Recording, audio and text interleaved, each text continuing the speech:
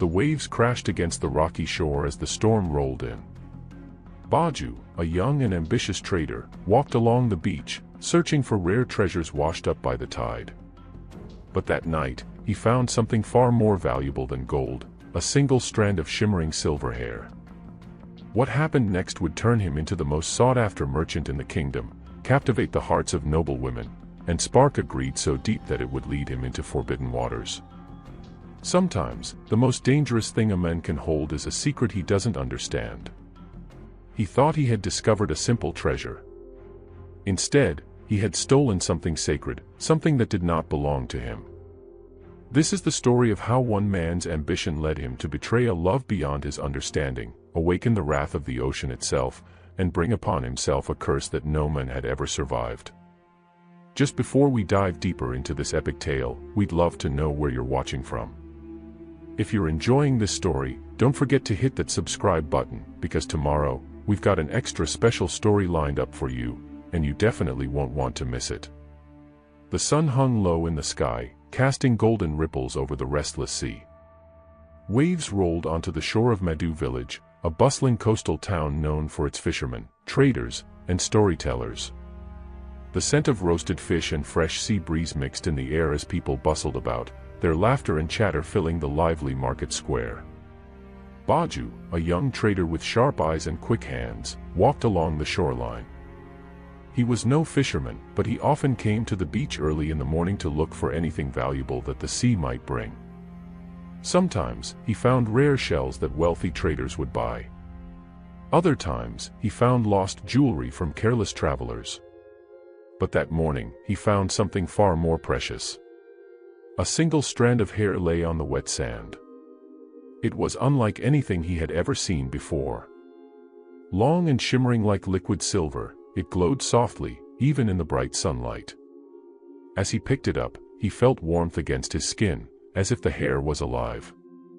His heart pounded with excitement. "This must be a gift from the gods," he whispered. "Or maybe, magic." Little did he know, that single strand of hair would change his life forever. Baju rushed back to the market, weaving through the crowds until he reached his small wooden stall. He had always been skilled with his hands, crafting simple jewelry and trinkets from seashells and beads. But as he held the glowing strand of hair, an idea sparked in his mind. He went to the old weaver, Nana Abiba, who made wigs for the noble women of the kingdom. "Mother Abiba," he said, "I have something special.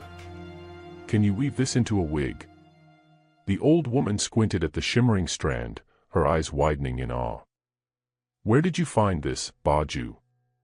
"This is no ordinary hair. I found it on the shore," he lied, unwilling to share his secret discovery. "Please, can you weave it into a wig?" Nana Abiba hesitated but nodded. "This hair is strange, but I will do my best." By the next morning, the wig was ready. It was the most beautiful thing anyone had ever seen. When the first maiden in the market tried it on, her dull hair transformed into long, flowing waves of silver, making her look like a goddess. Word spread quickly. Every girl in the village wanted one. Even the queen's messengers came, offering gold in exchange for just one wig. Baju knew he had stumbled upon a fortune. But one wig would not be enough. He needed more of this magical hair. And so, greed whispered in his ear. "Find more," it urged. "Find where it came from." He listened. That night, under the light of a crescent moon, Baju walked to the farthest edge of the shore. The elders always warned people not to go beyond the black rocks. They called it the Forbidden Waters, a place of spirits, mermaids, and danger. But Baju was not afraid. He waded into the water, his heart racing. The sea was calm, the waves lapping gently at his legs. Then, he heard it, a voice, soft as the wind, singing a tune that made his skin tingle. Out of the water rose a creature more beautiful than anything he had ever seen. Her skin was dark and smooth, glowing faintly under the moonlight. Her long hair shimmered like the stars, cascading down her back in waves of silver. Her eyes, deep and knowing, watched him with curiosity. "Who are you?" she asked, her voice like the sound of water trickling over pebbles. Baju swallowed hard. "My name is Baju." "And you are a mermaid." She smiled. "My name is Mira." A shiver ran down his spine. He had found the source of the magic.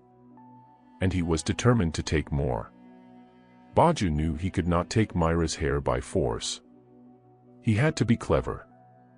So, he spoke sweet words, letting his charm flow like honey. "I have heard of mermaids, but none as beautiful as you," he said, his voice smooth. Mira blushed, twirling a strand of her silver hair between her fingers. "You are kind, Baju." He smiled. "I wish I could show you my world, the taste of roasted fish, the sound of drums at a festival, the feel of warm sand under your feet." Her eyes sparkled with wonder. "I have never felt sand," she admitted. "Nor tasted roasted fish." "Then let me show you," he said. "But in return, may I have a single strand of your hair? Just one, to keep as a memory of this night." Mira hesitated. Her hair was special, holding the magic of the sea. But her heart, curious and longing for human experiences, made her agree. She pulled a single strand from her head and handed it to him. "One strand," she warned. "No more." Baju smiled, hiding his excitement. "One strand," he promised. But it was a promise he never intended to keep. As days passed, Baju visited Mira often. He brought her small gifts, pearls, woven cloth, dried fruits. He told her stories of the kingdom, of music and dancing, of love and laughter. Mira, enchanted by his words, gave him more strands of her hair in exchange for these little treasures. She did not know that each strand he took was being sold for gold. What started as business slowly turned into something else. Baju found himself drawn to Mira's laughter, to the way her eyes sparkled when he told her stories. He looked forward to their secret meetings, not just for her hair, but for her company. For the first time in his life, he felt something real. But secrets do not stay hidden forever. And Mira was about to learn the truth. One evening, Mira followed Baju without him knowing. She saw him enter the market, watched as he handed her silver strands to the wig maker, and heard the eager cries of women fighting to buy the magic wigs. Her heart shattered like glass. She had trusted him, loved him. But he had only used her. Anger, sadness, and betrayal swirled inside her, mixing with the ancient magic of the sea. Baju returned to the forbidden waters that night, unaware of what was waiting for him. Mira rose from the waves, her eyes no longer warm but cold as the ocean depths. "You lied to me," she whispered, her voice filled with sorrow. Baju stepped back, fear creeping into his heart. "Mira, I..." She lifted her hands, and the sea obeyed. A powerful wave crashed into Baju, sending him tumbling into the water. He gasped, struggling to breathe as Mira's voice echoed around him. "You stole from me. You broke my heart. And now, you will suffer."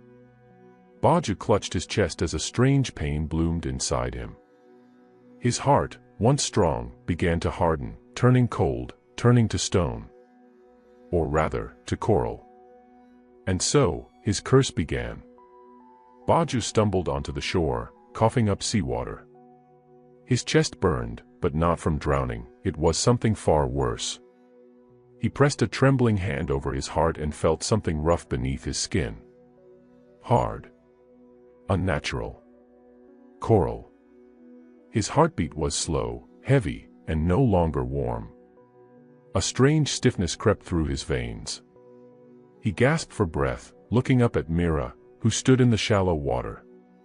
Her silver hair no longer shimmered with warmth, it swayed like restless waves in the wind, reflecting her sorrow and anger. "You betrayed me, Baju," she said, her voice like a whisper carried by the ocean breeze. "Mira, please." He wheezed. But she turned away, disappearing beneath the waves. The moment she was gone, pain exploded in Baju's chest. He collapsed on the sand, his vision blurred. The weight of the coral in his heart was growing, spreading. He clenched his fists. No. He would not let this curse take him. He had to find a way to break it. But how? The next morning, Baju hid his pain as best he could and made his way to the hut of the village healer, Mama Os. She was an old woman with wrinkled skin, wise eyes, and knowledge passed down through generations. As he stepped inside, the scent of burning herbs filled his nose. Mama Os turned to him, her gaze sharp. "I felt a disturbance in the waters last night," she murmured. "What have you done, Baju?" Baju's throat tightened. I need your help." He placed a hand over his chest, his heartbeat slow and heavy beneath his palm. Mama O stepped closer, placing her fingers against his skin. The moment she touched him, her eyes widened. The heart of a man should be warm, full of life. But yours. She pulled her hand back, her lips tightening. "It is turning to coral." Baju swallowed hard. "How do I stop it?" Mama Os shook her head. "Mermaids do not curse lightly. You stole from her, tricked her, and broke her heart. This curse is bound to her pain. Tell me how to break it," he pleaded. The old woman sighed, gathering a handful of white cowrie shells. She tossed them onto the mat in front of her, watching as they landed in strange patterns. Her eyes darkened. "The only way to break this curse is through true love." Baju's heart sank. True love. He had lied to Mira, tricked her, and now she hated him. How could he ever win her heart again? Days passed, and Baju's curse worsened. His skin, once smooth, now had tiny rough patches forming over his chest. His movements became slow, as if the ocean weighed him down. He could no longer ignore it. He had to face Mira again. One evening, as the sun dipped behind the horizon, he returned to the forbidden waters. "Mira," he called. "Please, let me speak with you." The sea was silent. "Mira, I was wrong." His voice cracked with desperation. "I was greedy, but I never meant to hurt you. Please, forgive me." The waves lapped at the shore, mocking him with their indifference. Then, a voice, soft, broken, answered. "Forgiveness." Mira rose from the water, her silver hair swirling around her. "You ask for forgiveness after what you've done." Baju took a shaky step forward. "I need your help, Mira. My heart, it is turning to coral." Myra's eyes flickered with pain, but her expression remained cold. "That is what you deserve. Please," he begged. "Tell me what I must do." She hesitated, her lips pressing into a thin line. Then, she whispered, "Prove that your heart is still human." And with that, she vanished beneath the waves once more. Baju spent the next few days thinking about Myra's words. How could he prove his heart was still human? Then he remembered Mama Osa's warning, true love was the key.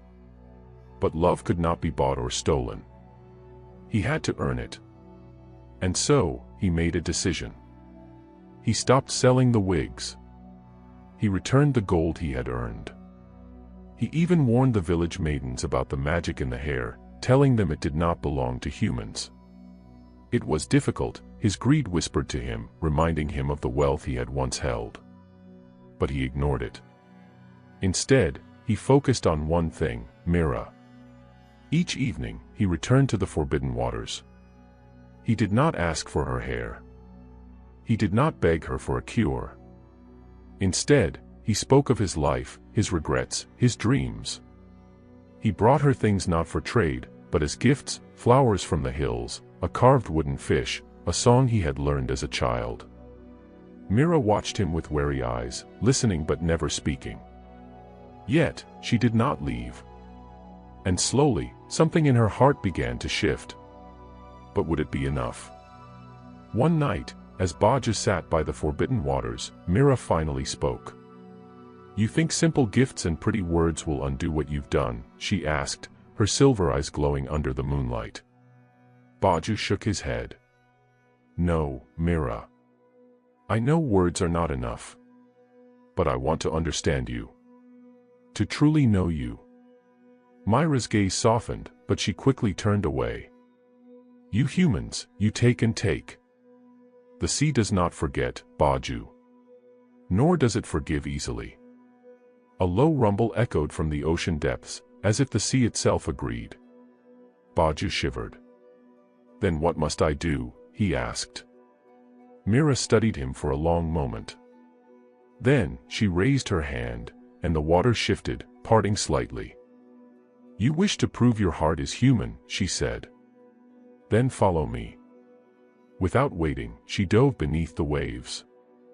Baju hesitated only for a moment before plunging into the sea after her. The water was colder than Baju expected. It wrapped around him, pulling at his limbs, threatening to drag him down. He could barely see as he followed Mira's glowing figure deeper into the sea. The deeper they went, the more the ocean changed. Strange fish with glowing eyes darted past. The coral below shimmered with colors he had never seen before. But his breath was running out. Mira turned to him, watching as he struggled. She hesitated, then reached out and touched his forehead. Immediately, a bubble of air surrounded him. He gasped, breathing easily. "How?" "You are in my world now," she said simply. They swam until they reached a vast underwater cavern. Inside, golden pearls lined the walls, and in the center stood a great stone statue of a mermaid with her hands outstretched. "This is the shrine of the first mermaid," Mira said. "She was the first of my kind, and her magic still lingers here." Baju looked around, awestruck. "You wish to break your curse?" Mira continued. "Then you must pass the sea's test." A deep, ancient voice rumbled through the cavern. "Only a heart that is true may enter." Baju's chest tightened. He stepped forward, but pain shot through him. The coral in his heart burned. He gritted his teeth. "I can do this." Mira watched him closely. "Are you sure?" Baju nodded.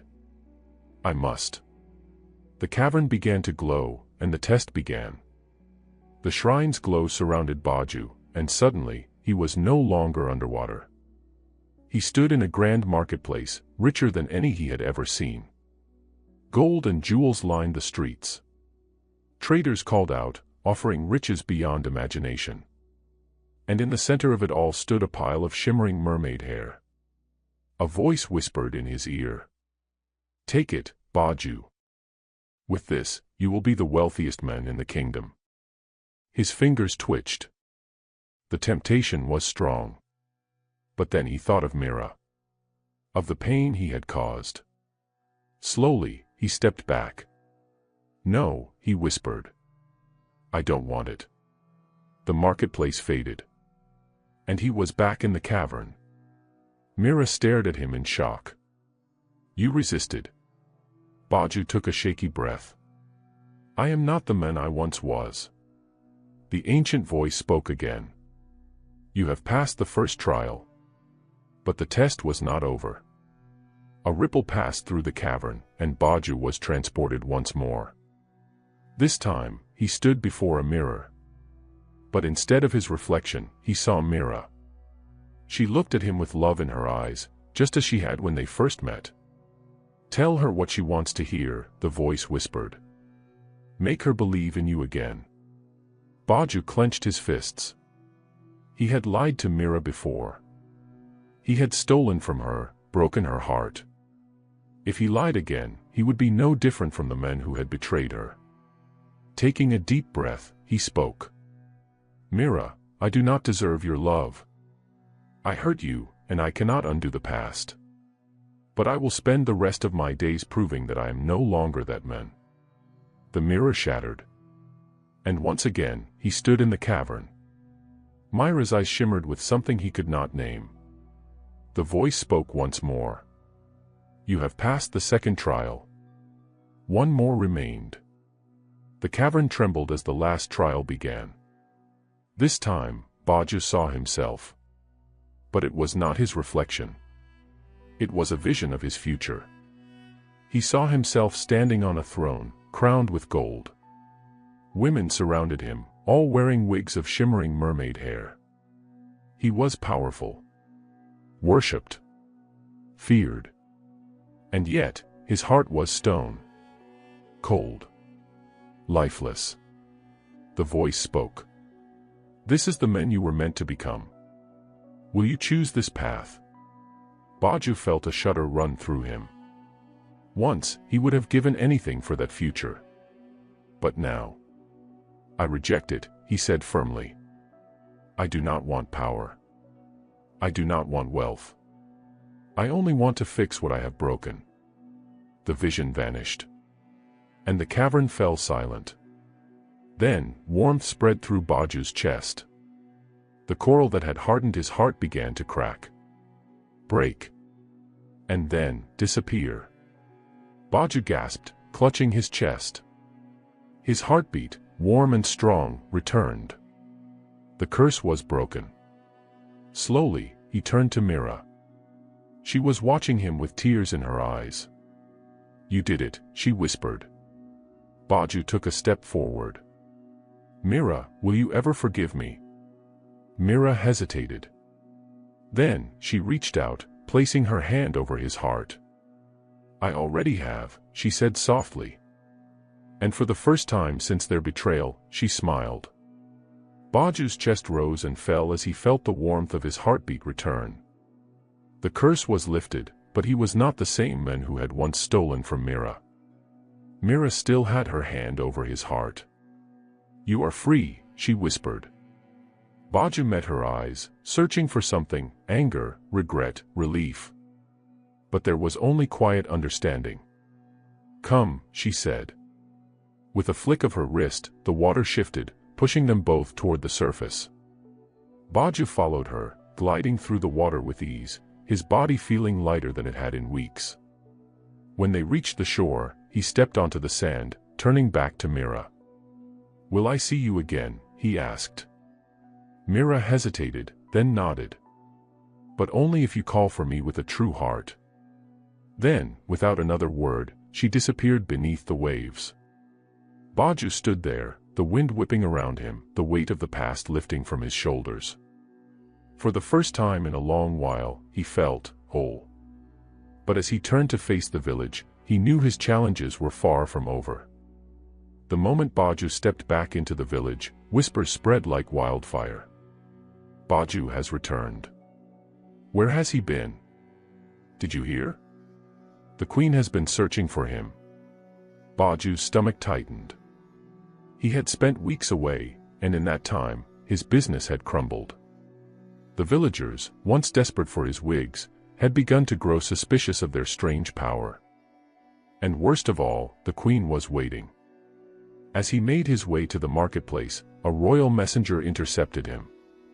You are summoned to the palace, the man said. At once. Baju swallowed hard. There was no escaping this. He had wronged Mira. But now, he had to face the consequences of deceiving the kingdom itself. The palace was grand, its walls lined with gold and deep red tapestries. Baju knelt before the queen, his heart hammering. She was a regal woman, her dark skin glowing beneath the torchlight, her eyes sharp as a hawk's. Traitor Baju, she said, her voice like steel. You vanished without a trace. Your wigs were the finest in the kingdom, but then rumors began to spread. Some say your wigs held magic. Others say they were cursed. Tell me, where did they come from? Baju hesitated. If he told the truth, would the queen punish him? Would she demand more of Myra's hair? He took a deep breath. I was wrong, Your Majesty, he said. The wigs came from a place they never should have. I stole something that was not mine to take. I have destroyed them all, and I will never trade in such things again. A heavy silence filled the room. The queen studied him, her fingers tapping against the armrest of her throne.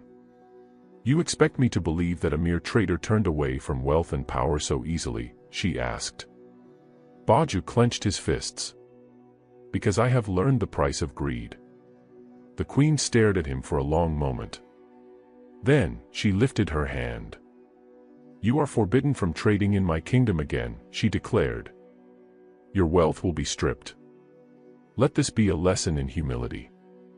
Baju bowed his head. He had lost everything. But somehow, he felt lighter than ever before. Baju returned to his small hut by the shore. The luxurious house he had once dreamed of was gone, his riches taken away. But he did not despair. Instead, he built a new life for himself. He helped the fishermen mend their nets. He worked in the marketplace, selling simple goods. He earned his keep honestly.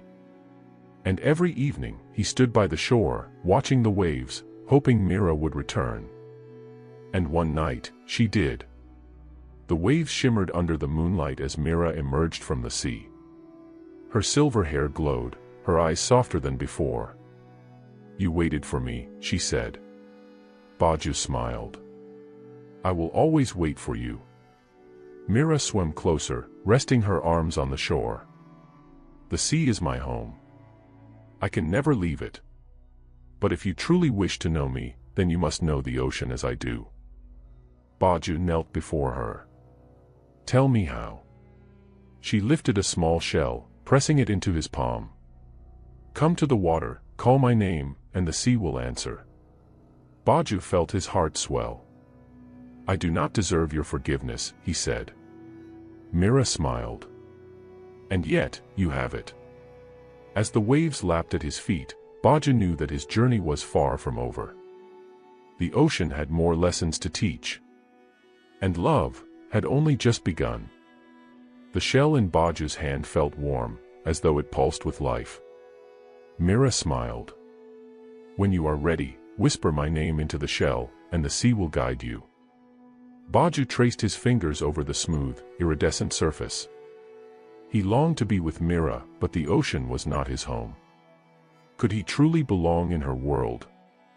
"I will come," he promised. Mira nodded, her silver hair flowing in the water like moonlight. "Then I will be waiting." With that, she disappeared beneath the waves. Baju held the shell tightly, knowing his next journey was just beginning. Days passed, and Baju could not stop thinking about Mira. Every time he touched the shell, he felt an irresistible pull toward the sea. One evening, as the sun dipped below the horizon, he made his decision. He walked to the shore, took a deep breath, and whispered, "Mira." The shell vibrated in his palm, and the waves surged forward, wrapping around him like welcoming arms. Before he could react, the water pulled him in, dragging him beneath the surface. Instead of drowning, he found himself breathing easily. A faint glow surrounded him, protecting him from the crushing pressure of the deep. He was in Mira's world now. The ocean stretched around him in endless shades of blue and green, filled with strange and wondrous creatures. Schools of glowing fish darted past, and coral towers rose like underwater castles. But before he could take in the beauty, a voice called out sharply, "You do not belong here, human." Baju turned to see a tall, powerful merman with dark, stormy eyes and golden markings on his chest. He held a trident, and his expression was fierce. "Who are you?" Baju asked. The merman's eyes narrowed. "I am Koro, guardian of the deep. And you are trespassing in sacred waters." Baju's heart pounded. "I was invited." "By Mira." Koro's expression darkened. "Mira." He spat her name like venom. "That foolish girl has brought danger to us all." Before Baju could protest, Koro raised his trident. "You should not have come here, human." With a wave of his weapon, the ocean around Baju trembled. And then, darkness. Baju awoke in a cavern, his wrists bound by shimmering strands of seaweed. The water around him was strangely still, as if trapped within an invisible force. Mira was nowhere to be seen. "You were a fool to think you could enter our world so easily," a voice growled. Koro swam closer, his golden tattoos glowing faintly. "I don't understand," Baju said. "I meant no harm." Koro scoffed. "Your kind always means harm. First, you steal from us. Then, you betray us. And now, you come seeking more." Baju shook his head. "I came for Mira. Nothing else." Koro's eyes flickered with something unreadable. "She is blind to your deception." Before Baju could argue, a new voice rang out. "Enough, Koro. Mira." She swam into the cavern, her presence commanding. Her silver hair floated around her like a halo, and her eyes burned with defiance. "You have no right to keep him here," she said. Koro clenched his jaw. "I have every right. He is a threat to our kind." Mira crossed her arms. "Then let the elders decide." A tense silence followed. Then, with a reluctant nod, Koro slashed his trident through the water, cutting Baju's bindings. "Very well," he said. "But if the elders deem him unworthy, he will never leave these waters again." Baju swallowed hard. He had won a temporary reprieve. But his real trial had yet to begin. The elders' council was held in a vast underwater temple made of pearl and coral. At its center sat 3 ancient merfolk, their scales shimmering like crushed gems. Mira and Baju floated before them, while Koro stood off to the side, arms crossed. "Speak, human," one of the elders said, her voice smooth as the tide. "Why have you come to our world?" Baju straightened. "To be with Mira." The elders exchanged glances. "And what will you offer in return?" Baju hesitated. I don't know." Koro scoffed. "See. He is nothing but a selfish land dweller." Mira stepped forward. "He has changed." An elder turned her sharp gaze on Baju. "Prove it." The water around him shimmered, and suddenly, he was no longer in the temple. He was reliving his worst moments. The moment he first took Myra's hair. The greedy hunger in his eyes as he sold the wigs. The heartbreak on Myra's face when she learned the truth. Shame crushed him. But then, a new vision. Him resisting the temptation of wealth. Him choosing to speak the truth instead of telling Mira what she wanted to hear. Him giving up everything for the chance to make things right. When the visions faded, Baju found himself back in the temple. The elders studied him in silence. Then, one of them spoke. "You have done great harm, human. But you have also shown great growth." Another elder nodded. "You may stay among us, but under one condition." Baju's breath caught. "What condition?" The elder's eyes gleamed. "You must pass the final test. You must face the spirit of the ocean itself." Koro smirked. "Let's see if you survive." Baju stood at the edge of a deep, swirling abyss. The water around it pulsed with ancient magic. Mira squeezed his hand. "Be careful," she whispered. Baju swallowed hard and stepped forward. The abyss swallowed him whole. At first, there was nothing but darkness. Then, whispers. "Why do you seek the sea, human?" Baju steadied himself. "Because I love Mira." The whispers grew louder. "Love is not enough. You are a creature of land. You do not belong here." Baju's heart pounded. "Then tell me how I can belong." The abyss rumbled. "Sacrifice." Baju braced himself. "What must I give?" The whispers hissed. "Your past. Your body. Your name. If you wish to stay, you must become one of us." Baju's breath caught. "You mean I must become a merman?" The ocean spirit did not answer. Baju's mind raced. To live in the sea forever. To never walk on land again. Was he willing to give up everything? Then he thought of Mira. And he knew his answer. Taking a deep breath, he said. Baju's heart pounded as the ocean spirit's words echoed in his mind. Your past. Your body. Your name. If you wish to stay, you must become one of us. He had made many sacrifices, but could he truly give up his human life? Before he could answer, a deep tremor shook the abyss. The water around him churned violently, and the whispers of the ocean spirit grew distorted. No, not now.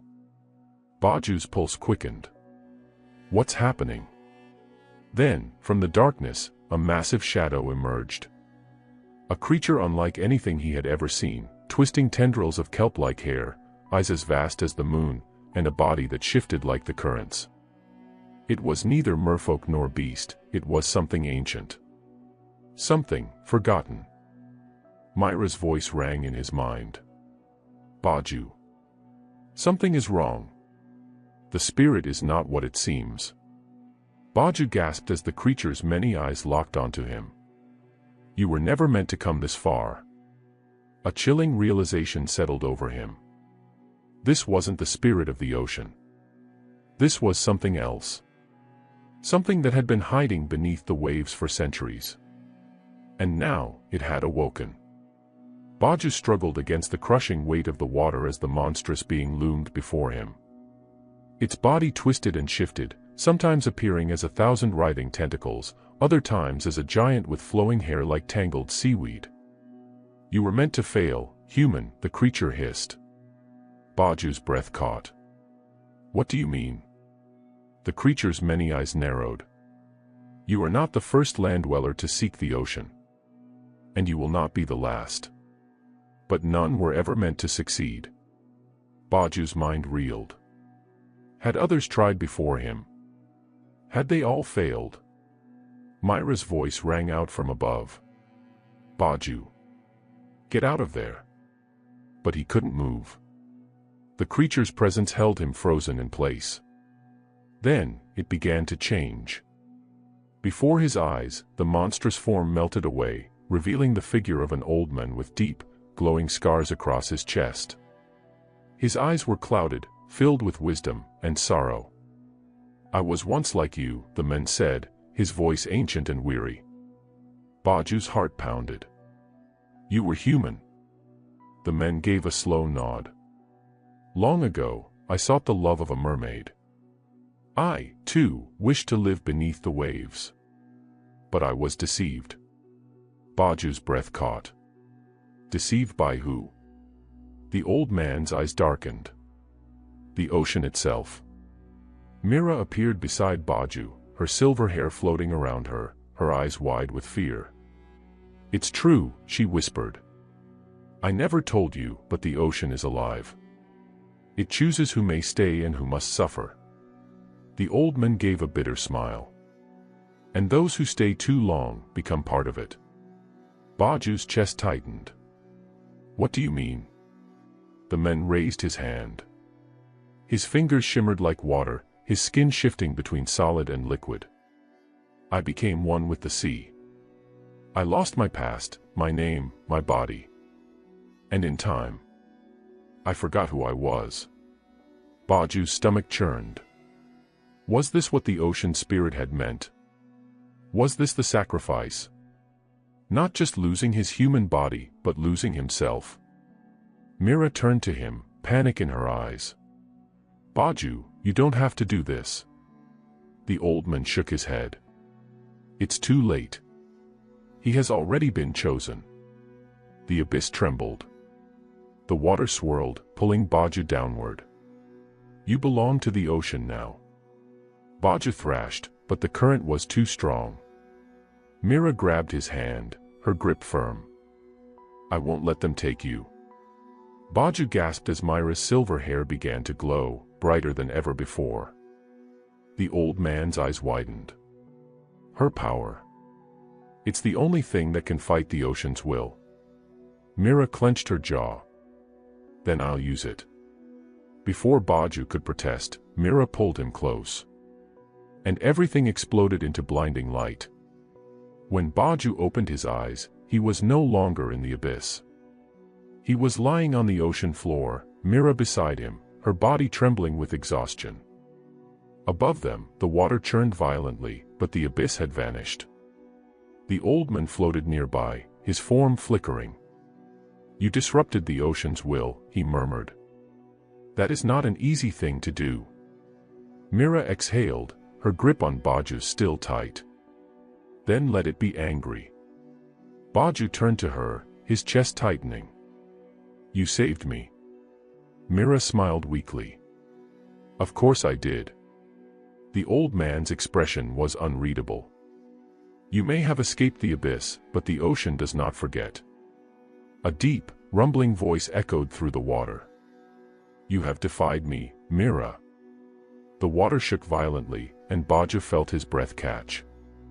Mira went still. I know." The voice rumbled again. "Then you know what must be done." Baju turned to Mira. "What is it talking about?" Mira's face was pale. "I broke the ocean's law. And now I must pay the price." Baju's stomach dropped. No, I won't let that happen." But Mira's eyes were sad. "You don't have a choice." And before Baju could stop her, she let go. A powerful current wrapped around Mira, pulling her away. Baju screamed her name, but the ocean's grasp was too strong. The last thing he saw was Mira's tear-filled eyes. Then, she was gone. Baju surfaced, gasping for air. He was back on land, alone. The waves crashed against the shore, relentless and angry. Mira was gone. The ocean had taken her. Baju fell to his knees, his heart breaking. He had risked everything to be with her. And now, he had lost her. But as the wind howled around him, he clenched his fists. No. This wasn't the end. If the ocean thought it could take Mira from him, then he would find a way to take her back. Even if it meant defying the sea itself. Baju stood on the shore, his fists clenched. The ocean stretched before him, endless and unforgiving. It had taken Mira. But he would not let it win. He turned back to the village, his mind racing. If he was going to save Mira, he needed a plan. He needed to find someone who knew the secrets of the ocean. And he knew exactly where to start. The old woman who lived at the edge of the village, Mama Sua. She was the oldest person in the village, her wrinkled face marked by time. Some said she was a witch. Others whispered that she had once been a mermaid herself. If anyone knew how to fight the ocean, it was her. Baju wasted no time. He sprinted through the village, ignoring the curious stares of the people. When he reached Mama Sua's hut, he pounded on the wooden door. "Mama Sua. Please, I need your help." The door creaked open, revealing the old woman. Her milky eyes studied him carefully. "You smell of salt and sorrow, boy," she said. "The ocean has taken something from you, hasn't it?" Baju nodded. "It took Mira. And I need to get her back." Mama Sua sighed. "Many have tried to defy the ocean, Baju. None have succeeded." Baju met her gaze. "Then I will be the first." The old woman was silent for a long moment. Then, she stepped aside. "Come in, boy. There is much to discuss." Inside Mama Sua's hut, the air was thick with the scent of burning herbs. Strange charms hung from the ceiling, bones, shells, and beads that clattered softly in the breeze. Baju sat on the floor as Mama Sua settled into her chair. "If you truly wish to challenge the ocean," she said, "then you must go where no man has dared to go before." She reached beneath her robes and pulled out a worn piece of cloth. Unfolding it carefully, she revealed a map, one unlike any Baju had ever seen. "This is the map of the sunken path," she whispered. Baju frowned. The sunken path. Mama Sua nodded. It is an ancient passage hidden beneath the waves. A place where even merfolk dare not tread. She traced her finger along the map, stopping at a dark mark in the center. Here lies the Palace of Tides, the dwelling place of the Ocean King. Baju's breath caught. The Ocean King. Mama Sua's eyes gleamed. He is the ruler of the sea. The one who decides the fates of all who enter his domain. If you wish to save Mira, you must find him. Baju's heart pounded. And how do I do that? Mama Sua leaned closer, her voice barely above a whisper. You must find the heart of the sea, a powerful relic hidden within the sunken path. Only with it can you stand before the Ocean King and demand Mira's release. Baju swallowed hard. A dangerous journey. A powerful relic. A ruler who could end his life with a single command. It was madness. But he had no other choice. He would do whatever it took to bring Mira back. Even if it meant facing the Ocean King himself. Before dawn, Baju prepared for his journey. Mama Sua gave him a small satchel filled with charms, protective talismans, dried herbs, and a vial of glowing blue liquid.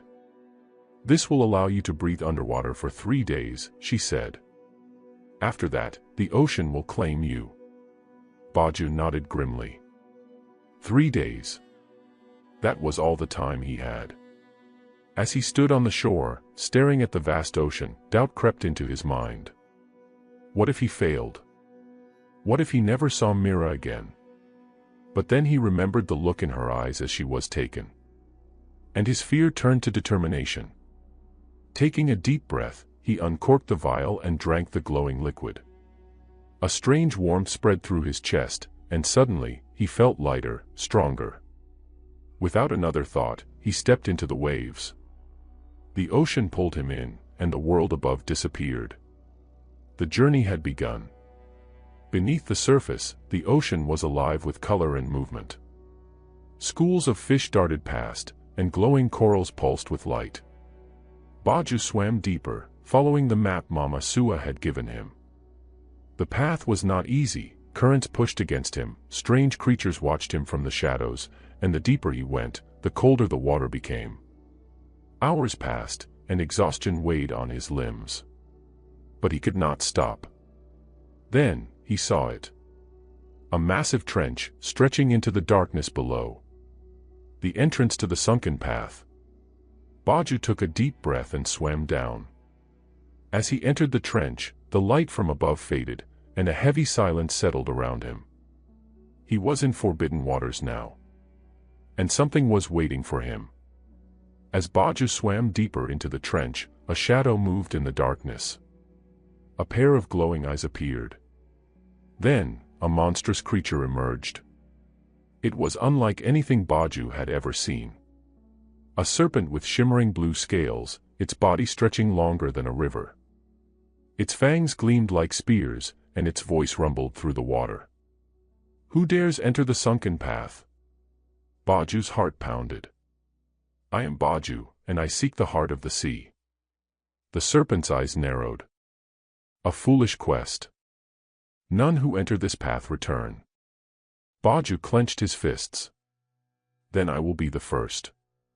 The serpent let out a low, rumbling laugh. Brave words, human. But bravery alone will not save you. It coiled around him, its massive body cutting off his escape. If you wish to pass, it hissed, you must answer my riddle. Fail, and you will become my next meal. Baju swallowed hard. What is the riddle? The serpent's eyes gleamed. I have no legs, yet I run. I have no mouth, yet I roar. I have no lungs, yet I breathe. What am I? Baju's mind raced. No legs, yet it runs. No mouth, yet it roars. Then, realization struck. He took a deep breath and answered. The ocean. The serpent's eyes flashed. For a long moment, there was silence. Then, it moved aside. You may pass, it said. Relief flooded through Baju, but he knew the hardest part was yet to come. Beyond the serpent lay the deepest, most dangerous part of the ocean. And at the end of the path, the palace of tides awaited. Baju swam forward, his heart set on one thing. Mira. Baju swam through the sunken path, his muscles aching from the effort. The water grew darker, and the silence around him felt heavy. He knew he was getting close to the Ocean King's domain.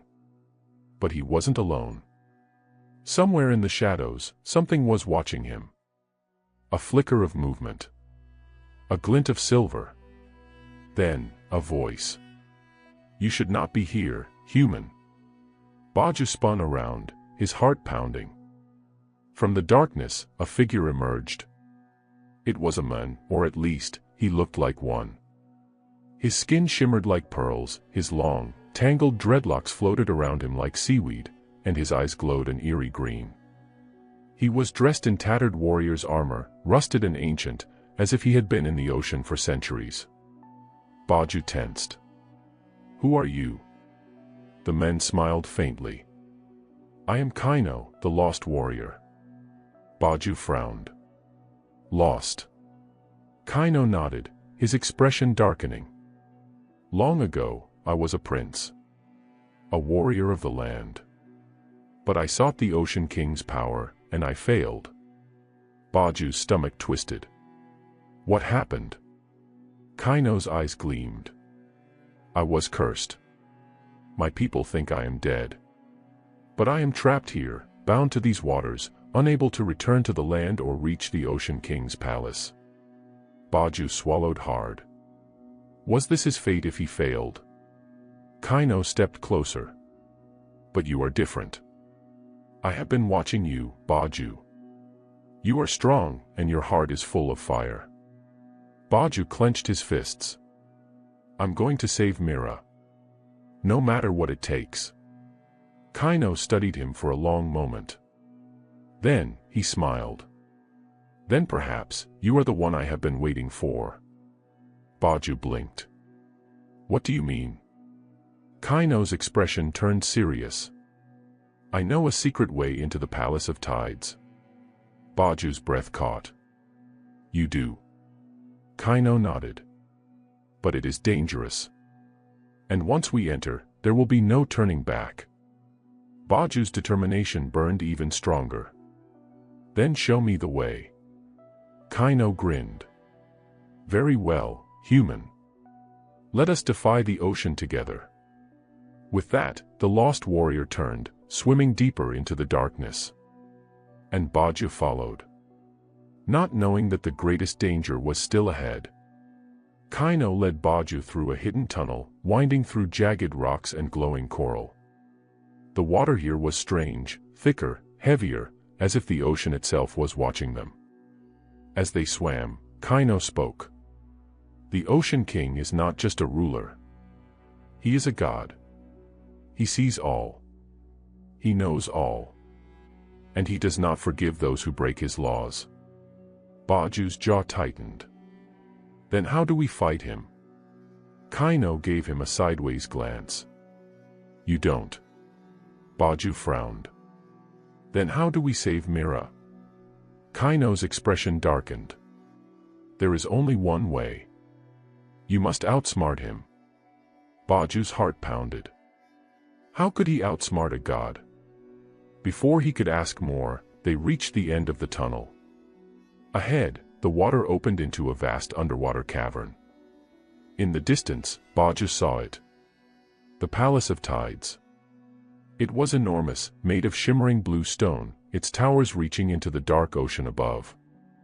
Strange glowing fish swam in spirals around it, and eerie whispers filled the water. Kaino placed a hand on Baju's shoulder. This is where our real test begins. Baju took a deep breath. Mira was in there. And he was going to get her back. No matter what.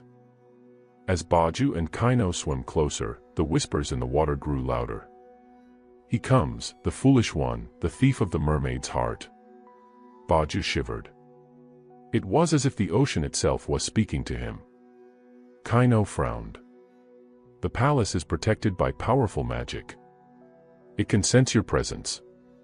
Baju clenched his fists. Then we need to move fast. They reached the gates, massive doors made of black pearl, guarded by 2 sea wraiths. Their bodies were made of swirling water, their eyes glowing like deep-sea lanterns. Kaino pulled Baju behind a coral formation. Let me handle this. Before Baju could stop him, Kaino swam forward. The wraiths hissed. You do not belong here, lost one. Kaino smirked. And yet, here I am. The wraiths raised their watery weapons. Leave. Or be destroyed. Kaino held up his hands. I bring a gift for the Ocean King. The wraiths hesitated. A gift. Kaino grinned and gestured toward Baju. This one. A human who has defied the ocean's will. Surely the Ocean King would want to see him. Baju's eyes widened. Wait, what? Before he could protest, the wraiths grabbed him. Cold water wrapped around his arms like chains. One wraith turned to Kaino. Follow. Kaino gave Baju a quick wink. And just like that, they were dragged into the palace. Straight to the Ocean King himself. The throne room was unlike anything Baju had ever seen. Massive pillars of coral stretched toward the ceiling, glowing jellyfish drifted lazily in the water, and the floor was made of swirling currents. And at the center of it all, the Ocean King. He was enormous, his body shifting between solid and water. His hair flowed like seaweed, his eyes glowed like the deep abyss, and his voice rumbled like a storm. You dare enter my domain, thief? Baju swallowed hard. The Ocean King's gaze was piercing, as if he could see straight into his soul. Beside the throne, trapped in a cage of swirling water, Mira. Her silver hair floated around her, her eyes filled with shock. Baju. Baju's heart clenched. She was alive. But for how long? The Ocean King's voice shook the palace. You have taken from me. You have broken my law. And now, you will pay the price. The water around Baju trembled. This was it. The final battle had begun. Baju's mind raced. He couldn't fight the Ocean King. But Kaino had said there was another way. He had to outsmart him. He took a deep breath and stepped forward. I challenge you, Ocean King. The room fell silent. The Ocean King's eyes narrowed. Challenge me. Baju nodded. A game. A test of wits. If I win, you set Mira free. The Ocean King's gaze darkened. And if you lose? Baju clenched his fists. Then you can take my life instead. Mira gasped. No, Baju. The Ocean King's expression was unreadable. Then, he smiled. Very well, human. Let us see if you are as clever as you think. And with a wave of his hand, the game began. The Ocean King's laughter rumbled through the palace like rolling thunder. You are bold, human. Very well. We shall play. Baju's heart pounded as the Ocean King raised his hand. The water in the throne room shimmered, swirling into a perfect circle between them. This is the game of the abyss, the Ocean King declared. A test of wit and wisdom, played only by the gods of the deep. Baju swallowed hard. This was no simple game. It was a trap. The rules are simple, the Ocean King continued. We shall each take turns placing a stone upon this circle. Whoever places the final stone wins. Baju frowned. That's it. It sounded too easy. But be warned, the Ocean King added, his eyes glinting. If you place a stone and cannot win, you forfeit your soul to the sea. Mira gasped from her cage. Baju, don't do this. Baju clenched his fists. This was the trick. The Ocean King wasn't just playing a game, he was setting a trap within the rules. If Baju made a wrong move, he wouldn't just lose. He would never leave the ocean again. The Ocean King waved his hand, and two stones appeared, one black as the abyss, the other glowing like a pearl. Choose your stone, human. Baju studied them carefully. I'll take the pearl. The Ocean King smirked. Then I will begin. He placed a black stone on the circle. The water rippled. Baju's turn. He carefully placed his pearl stone beside it. The Ocean King placed another. Back and forth, they played. The game was deceptively simple, but Baju quickly realized something was wrong. The Ocean King was guiding the game, forcing Baju's moves into a pattern. A pattern that led only to defeat. You see now, human, the Ocean King said, his voice like crashing waves. You are already lost. Baju's stomach tightened. The way the stones were placed, he was running out of options. One wrong move, and he would be trapped forever. He had to think. There had to be a way out. Baju stared at the circle, his mind racing. Then, he saw it. A gap in the pattern. A single move that wasn't supposed to exist. The Ocean King had been controlling the game, forcing Baju toward a loss. But in doing so, he had left one weakness. A loophole. Baju took a deep breath. Then, he picked up a stone. But instead of placing it on the circle, he dropped it outside the ring. Mira gasped. Baju. What are you doing? The Ocean King's eyes widened. You fool. You. Then, he stopped. His expression darkened. He had realized the truth. Baju smirked. You never said I had to place my stone inside the circle. Silence. Then, the Ocean King roared. The palace trembled. The current surged. But he could do nothing. Because Baju was right. He had broken the game. And he had won. The Ocean King's fury shook the entire throne room. You dare defy me, mortal? Baju stood firm. You made the rules. I just followed them. The Ocean King's eyes blazed like underwater fire. But, he could not deny the truth. A god of the sea could not break his own word. Slowly, the storm in his gaze faded. Very well, human. You have won. With a flick of his wrist, the water cage around Mira shattered. She swam toward Baju, throwing her arms around him. I knew you could do it. But the Ocean King wasn't finished. You have claimed victory, Baju. But you have also angered the sea. The waters around them darkened. Leave now. Before I change my mind. Baju didn't hesitate. Grabbing Myra's hand, he turned to Kaino. But the lost warrior only smiled. Go, human. This is your journey. Mine is not yet over. Baju's chest tightened, but he nodded. Then, he and Mira swam toward the surface, the ocean roaring behind them. They had won. But the sea never forgets. Baju and Mira burst from the water, gasping for air. The sky was dark, storm clouds rolling in. Mira clung to Baju. We made it. But something was wrong. The ocean was rising. Waves crashed violently against the shore. Baju's heart pounded.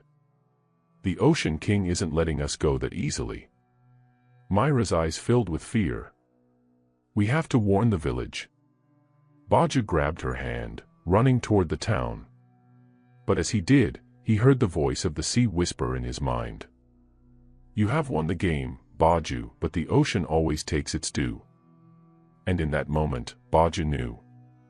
Their troubles were far from over. Baju and Mira ran through the darkened streets of the coastal village, their feet splashing through puddles as the wind howled like an angry spirit. The sky above them rumbled with fury.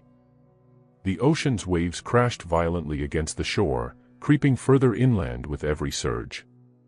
Villagers ran from their homes, shouting in panic. The sea is rising. The gods are angry. Baju's chest tightened. He had won the Ocean King's game, but now, his entire village was at risk. Mira gripped his arm, her silver hair whipping wildly in the wind. Baju, what do we do? Baju looked around, searching for a solution. And then, he saw him. The village elder, Baba Kobi, standing at the highest point of the town, his walking staff planted firmly in the ground. His wrinkled face was calm, but his eyes burned with knowledge. Baju grabbed Myra's hand. Come on. They raced up the hill to where the elder stood. Baba Kobi. Baju gasped. The ocean, it's coming for us. The old man didn't look surprised. Instead, he let out a heavy sigh. You have angered the deep, haven't you, Baju? Baju lowered his head. I had no choice. I had to save Mira. Baba Kobi studied them for a long moment. Then, he nodded. There is only one way to stop this storm. Baju's heart pounded. Tell me. The elder pointed toward the sea. You must return what was taken. Baju's stomach twisted. Return what was taken, he echoed. Baba Kobi nodded. The Ocean King does not care about the game. He cares about balance. You took from him, and now, the ocean demands payment. Myra's grip on Baju's arm tightened. No. He won the game. That should be enough. The elder shook his head. A god's pride is not so easily soothed. Baju swallowed hard. He had known the Ocean King wouldn't forgive him so easily, but he hadn't expected this. Then what do we do? He asked desperately. How do we make things right? Baba Kobi's gaze darkened. The sea demands a sacrifice. Mira gasped. No. Baju's blood ran cold. What kind of sacrifice? The elder turned to Mira. You. Myra's breath hitched. Baju immediately stepped in front of her. No. I won't let you take her. Baba Kobi sighed. Then the village will drown. Thunder cracked overhead. The waves surged closer, swallowing the first row of houses. People screamed. Mira looked around, horror in her eyes. Baju. She whispered. She knew. If she didn't return to the sea, everyone would die. But Baju clenched his fists. There had to be another way. And he was going to find it. The wind howled as Baju turned to Baba Kobi. What if I offer myself instead? He demanded. Myra's eyes widened. Baju, no. Baba Kobi shook his head. The Ocean King does not want you. He wants her. Myra's voice trembled. Then. I'll go. Baju grabbed her hands. Mira, no. We just got you back. There has to be another way. Tears welled in her eyes. If I don't go, your people will die. Baju clenched his jaw. He refused to accept that. Then, an idea struck him. The Ocean King wants balance, right? He asked Baba Kobi. The elder nodded. Yes. Then what if I give him something more valuable than Mira? Baba Kobi frowned. More valuable. Baju turned to Mira, determination burning in his chest. He had an idea. A crazy idea. But it was their only chance. He took a deep breath. Then, he called out to the ocean. Ocean King, his voice rang through the storm. I have an offer. The waves froze. Lightning cracked across the sky. And then, a deep voice rumbled from the sea. You dare bargain with me again, mortal? Baju stepped forward, heart pounding. "Yes," he said firmly. "I do." The ocean shook. "Speak, then. But choose your words wisely." Baju took a deep breath. And then, he made his final gamble. Baju lifted his chin. "You want balance, Ocean King," he said. "Then let's make a new trade." The waves rumbled. "You have nothing to offer me, thief." Baju's eyes blazed. "You think so?" he challenged. "Then hear me out." The storm quieted slightly. The Ocean King was listening. Baju took Myra's hands. "She is not just a mermaid. She is your daughter, isn't she?" Mira gasped. "What?" The villagers fell silent. Even Baba Kobe looked stunned. The Ocean King didn't respond. But Baju knew he was right. "You kept her in a golden palace," he said. "You didn't kill me when I took her. And when I won your game, you didn't punish her, you only wanted her back." Myra's breath hitched. "Is it true?" The ocean shuddered. Finally, the voice of the Ocean King rumbled through the air. "She is my blood." Mira covered her mouth in shock. Baju swallowed hard. "Then here's my deal." He turned to Mira. "Marry me," he said. Myra's eyes widened. "What?" Baju faced the ocean again. "If I marry Mira, she will belong to both worlds, the ocean and the land. She will be the bridge between them. The balance you seek." The Ocean King was silent. The waves trembled. Finally, he spoke. "You are bold, human, and foolish." Baju held his breath. "But," the Ocean King continued, "perhaps you are right." Mira grabbed Baju's hand, hope shining in her eyes. The Ocean King sighed, his voice softer now. "Very well. If my daughter chooses you, I will accept this union." Baju turned to Mira. Their eyes met.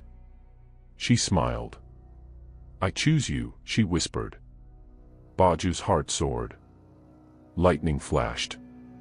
And then, the storm stopped. The ocean calmed. The village was saved. And the Ocean King accepted their love. The waves lapped gently against the shore. The sun broke through the clouds. Mira smiled, squeezing Baju's hand. "You did it." Baju grinned. "We did it." The villagers cheered, their cries of joy ringing through the air. Baba Kobe chuckled. "You are either the luckiest fool I have ever met, or the wisest." Baju laughed. "Maybe a little of both." Mira wrapped her arms around him. The storm was over. The Ocean King had given them his blessing. And now, a new adventure was just beginning. Baju and Mira lived happily, their love forever binding the world of men and the world of the sea. The waves no longer rose in anger, and the village flourished under the Ocean King's blessing. Some say that even now, if you stand by the shore on a quiet night, you might see a glimmering mermaid with flowing silver hair sitting beside a man with a heart as strong as the tides. And if you listen closely, you may hear their laughter, carried by the wind and the waves, forever a part of the land and sea.